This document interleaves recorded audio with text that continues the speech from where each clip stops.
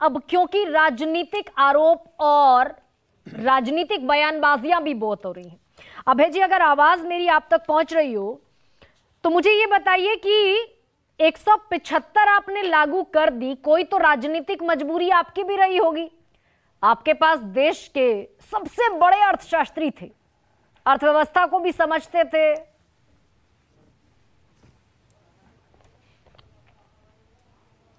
सुन रहे हैं अभय जी आवाज मेरी? जी सुन रहा हूँ। बेहतर तो ये है कि जो और साथ में विद्वान लोग बैठे हैं, मेरी समझ ज्यादा नहीं है कृषि क्षेत्र की, उनसे ओपिनियन ले लें तो ज्यादा बेहतर है मेरी अपेक्षा। 40-42 मिनट बाद अगर आप, मैंने कहा था कि मैं रास्ते में हूँ, वाराणसी जा रहा हूँ, कल राहुल जी की यात्रा आ रही है, बहुत कठिनाई से मैं कहीं बड़ा गंभीर मुद्दा है अभय जी, और आपकी प्रतिक्रिया मेरी योग्यता जरूरी भी है कि भाई आपने 10 साल सरकार चलाई और आपने सबसे बड़ी गारंटी की घोषणा कर दी। सबसे बड़ी गारंटी, जो किसान आज उद्वेलित है उसके लिए आपने सबसे बड़ी गारंटी दे दी, और इसीलिए आपकी प्रतिक्रिया बेहद लाजमी है। समय के शिकायत को आज आप मेरी रिक्वेस्ट पर थोड़ा सा साइड रख दीजिए, मेरी रिक्वेस्ट पर साइड रख दीजिए। बहुत विद्वान लोग बैठे हैं, 2-2, 3-3 बार उनके पास गई, आप जाइए और उनसे पूछिए, मुझे कोई शिकायत नहीं है, मेरी सहमति है। सभी आप जो कहेंगी उसमें सब में सहमत हूं। अनफॉर्चुनेट है, मैं फिर बड़े सम्मान से पूछ रही हूँ अभय दुबे, और जरूरी है आपकी प्रतिक्रिया। अब हाँ, जिन लोगों ने इस देश के बड़े बड़े सेठों को गारंटी दी है, उनके व्यापार को पोषित करने की, क्या वो गारंटी किसानों को देंगे प्रधानमंत्री जी? संभव ही नहीं। आपने कहा था खुद मुख्तारी और बेगारी, यहाँ लाचारी और अत्याचारी की लड़ाई है। वो जो रबर की बुलेट्स ब्रिटिशर्स यूज करते थे दंगाइयों के लिए, वो प्रधानमंत्री जी हमारे किसानों के खिलाफ उपयोग कर रहे हैं। कितनी बड़ी बेशर्मी है। प्रधानमंत्री जी खुद के राज्य एक बार गुजरात जाइए और वहां पता कीजिए कि उसने सीएसीपी को क्या रिकमेंडेशन दी है। उन्होंने जो आप कॉस्ट ऑफ प्रोडक्शन बता रहे हैं, उसमें 2 आंकड़े सिर्फ देना चाहता हूं। गेहूं का भी 24-25 में मोदी जी ने डिक्लेयर किया है, गुजरात कह रहा है हमारा कॉस्ट ऑफ प्रोडक्शन 3850 रुपए है, महाराष्ट्र कह रहा है 4131 रुपए है। सारी फहरिस्त है लंबी, उस डेटा में मैं नहीं जाना चाहता। बात सिर्फ इतनी है कि आप किसानों को ये अश्योरेंस दीजिए कि इससे कम कीमत में आपकी फसलें नहीं बिकेगी। सीएसीपी ने अपनी खुद की खरीफ की रिपोर्ट जो थी उसमें ये लिखा है कि सीएसीपी जो इनपुट कॉस्ट निकालती है उसकी मेथोडोलॉजी ठीक नहीं है। खुद कह रहा है सीएसीपी, वो कह रहा है कि इतने छोटे रकबे में निकाला जाता है कि हम मानते हैं कि ये अपर्याप्त है, ये तरीका भी अपर्याप्त है। सीएसीपी एक और मोदी जी पर गंभीर आरोप लगा रहा है कि फसलें खरीद कर ऐसे समय बाजार में उतार देते हैं भारत की सरकार की प्राइसेस क्रैश हो जाती है। कौन कह रहा है प्रधानमंत्री जी सारी फसलें खरीदने को आपको? हाँ, हमको पता है कंटेंजेंसी के लिए और पीडीएस के लिए हमको अनाज की आवश्यकता होती है, लेकिन ये आश्वस्ति दीजिए। ये सरकारी लोग बैठकर रोज कहते हैं कि किसान समिति में शामिल नहीं हुए। क्यों होंगे? आपने लिखा है उसमें कि वो समिति लीगल गारंटी के लिए। आपने कहा एमएसपी को प्रभावी बनाने के लिए हम वो कमेटी बना रहे हैं, प्रभावी नहीं, लीगल गारंटी दीजिए। राहुल गांधी जी ने साफ कहा है कि हम समर्थन मूल्य की लीगल गारंटी का कानून। तो अभय दुबे, ये बात समझने में आपको भी बड़ा लंबा वक्त लग गया क्या? 2011 से 2024 मैं जिस कमेटी का जिक्र कर रही हूं, जिसकी अध्यक्षता प्रधानमंत्री कर रहे थे, वो तो 2011 में सबमिट किया रिपोर्ट और डॉक्टर मनमोहन सिंह के सामने रखा। समय लगा क्या समझने में? देखिए, एक पहले तो देश को ये बात समझ में आनी चाहिए, कोई भी कानून, आखिरी बात मैं कहता हूं, जैसे ये गिनाते थे कि अग्निवीर योजना हमने सारे सेना के वरिष्ठ अधिकारियों ने प्रिपेयर की है उनकी सहमति से।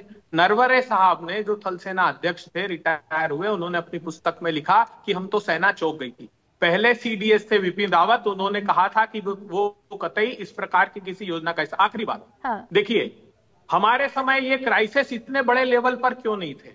क्योंकि 25,000-30,000 रुपए हेक्टेयर इनपुट कॉस्ट नहीं बढ़ी थी। अगर आप 15 करोड़ हेक्टेयर में खेती होती है तो निकाल कर देखिएगा 2,86,000 करोड़ रुपए मोदी जी इनकी जेब से निकाल रहे हैं। एक स्कीम मैं चुनौती देता हूं, आपने कहा कि हमने प्राइस इंटरवेंशन स्कीम, बताइए कितना प्रोविजन रखा? 1 लाख रुपया पूरे देश के लिए। क्या बात करते हैं प्रधानमंत्री जी आप? पीएम आशा के नाम से आप अम्ब्रेला स्कीम हिसाब से अभय दुबे, आपके हिसाब से कहां फंसा है सरकार के जहन में पेंच? क्यों नहीं करती सरकार?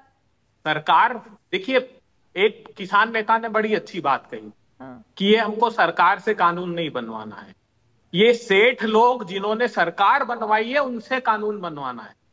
तो जब सेठ लोगों के लिए ही सरकार काम करेगी तो क्या किसानों के हित में? किसानों को तो वो मैंने कहा था कि लाल क्रांति लेकर आई लहूलुहान करने की।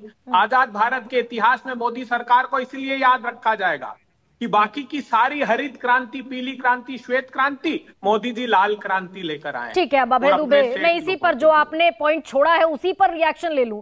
डॉक्टर वीर सिंह, कॉर्पोरेट के टैक्स माफ करेंगे, वहां 1.5 लाख करोड़ का घाटा होगा, कोई दिक्कत नहीं। बट्टे खाते में डाल देंगे 10 लाख करोड़, वहां घाटा होगा, कोई दिक्कत नहीं।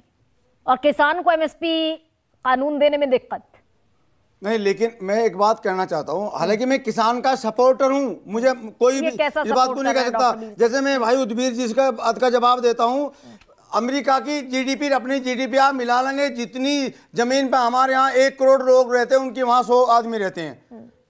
ये मैं आपको बता रहा भाई साहब, हमारे यहाँ आधा हेक्टर, 1 एकड़, आधा बीघा, 2 बीघा, 4 बीघा मार्जिनल स्मॉल फार्मर्स हैं 86.21%। और वहाँ है हजार करोड़ बीघे के किसान। अब मैं फिर अभय दुबे जी की बात का जवाब दे रहा हूँ। हालांकि ये राजनीति दूसरी बात जारी है, इन्होंने एमएसपी क्यों नहीं दी? इनके टाइम में डॉक्टर स्वामीनाथन की रिपोर्ट सबमिट हुई थी, इन्होंने क्यों नहीं दी रिपोर्ट? मुझे बताओ आप पहले। डॉक्टर वीरपाल, नहीं, वो सत्ता से बेदखल है, मुस्कुरा भी रहे हैं वो। नहीं, इनके टाइम में रिपोर्ट आई थी ना, इनके टाइम में रिपोर्ट आई थी, इन्होंने कहा था हम एमएसपी दे देंगे तो इन्फ्लेशन बढ़ जाएगा। भाई देखो, मैं ये नहीं कह रहा, अभी भी कह रहा हूँ, मैं किसान को उसकी उत्पाद का उचित दाम मिलना चाहिए, चाहे रास्ता कुछ भी निकले। मैं अभी भी कह रहा हूँ। सवाल पर आ जाइए। कॉर्पोरेट का टैक्स आप मेरे 12-13 लाख करोड़ गिनवा दिए, 13 लाख करोड़ बट्टे खाते में चले गए। किसान को एमएसपी देने में क्या दिक्कत है? अबे दुबे, बस छोटा सा रिएक्शन लूंगी। 10 साल में 14,65,000 करोड़ रुपए राइट ऑफ किए इन्होंने। हाँ, पिछले 5 और 5 मिला लीजिए, दुरुस्त कह रहे हैं आप आंकड़ा। लेकिन मैं 5 साल का आंकड़ा इसलिए रख रही हूं क्योंकि पिछले 5 साल 14 से कब तक 19 तक तो आपके गड्ढे भरे, ऐसा प्रधानमंत्री ने कहा और मैंने मान लिया। तो डॉक्टर वीरपाल सिंह, ये जो 13 लाख करोड़ गया वो ठीक है, वो भी किसान को नहीं देंगे, नहीं, किसान उद्योगपतियों को दे देंगे। क्यों? किसान को तो यदि हम देंगे तो किसान तो बहुत ही रोजगार उपलब्ध कर देगा, हर फील्ड को रोजगार मिलेगा, हर आदमी को रोजगार मिलेगा यदि किसान के खेत में पैदावार होगी तो और किसान का उत्पाद उचित रेट पे मिलेगा। मैं फिर भी कह रहा हूं आपको। लेकिन भाई देखो, फिर भी मैडम मैं आपके कह रहा हूं कि बैठ के जब तक बात इस तरह नहीं होती नवाज कि आपकी 13 में से 10 तो मान ली, 3 बात का विचाराधीन है, तो आप उनको भी बैठ के डिस्कस करिए, उनको भी निकालिए, तभी निकलेगा। 16 महीने तो दिए कमेटी को, और कितना इंतजार? नहीं, ये तो कमेटी में थे, लोगों को ज्यादा मालूम है इस मामले में, मुझे तो अंदर खाने का पता भी नहीं। ये तो कमेटी में थे, ये तो हर बार डिस्कस करते थे उस कमेटी, इन लोगों को ज्यादा पता है इस मामले में। ये बताएं क्या बात होती थी। मेरे भाई उद्वीर सिंह बताएंगे, वो तो हर कमेटी में रहते थे, इनको तो मालूम है। आप ही बताएंगे। डॉक्टर वीरपाल, आप कॉर्पोरेट के टैक्स पर नहीं बोल पाए, बट्टे खाते। नहीं, मैं कह रहा हूँ कॉर्पोरेट का टैक्स भी माफ नहीं होना चाहिए, बात बताऊं, नहीं होना चाहिए, लेकिन हुआ। योगेंद्र यादव और अभिमन्यु, 2 छोटे सवाल। योगेंद्र यादव, कॉर्पोरेट का टैक्स माफ होना और किसानों को एमएसपी दिया जाना, क्या तुलना वाजिब है? क्या ये, और कितना बोझ पड़ेगा सरकार पर? इस देश में सरकार किसके लिए चलती है?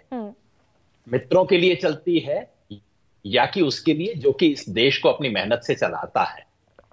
युद्धवीर जी ने कहा, और मैं मानता हूं, इस देश में सबसे बड़ा जो आंदोलन चल रहा है वो है सरकार और पूंजीपतियों द्वारा प्रायोजित आंदोलन, किसानों को गांव खेत से बाहर निकालो आंदोलन। और ये सारा कुछ उसी के लिए है, क्योंकि एमएसपी मिल गई तो किसान टिक जाएगा, खेत में टिक जाएगा, गांव में भागेगा नहीं, शहर के अंदर वापस स्लम में जाके नहीं रहेगा, इनको 8,000 रुपए में चौकीदार नहीं मिलेगा, वो नहीं चाहिए। इसलिए सारा खेल हो रहा है और इसलिए किसान आज सड़क पे है, और किसान लड़ेगा तो किसान जीतेगा। अभिमन्यु, बहुत छोटा सा सवाल, अभय दुबे चले गए, उनकी मौजूदगी में पूछना चाहता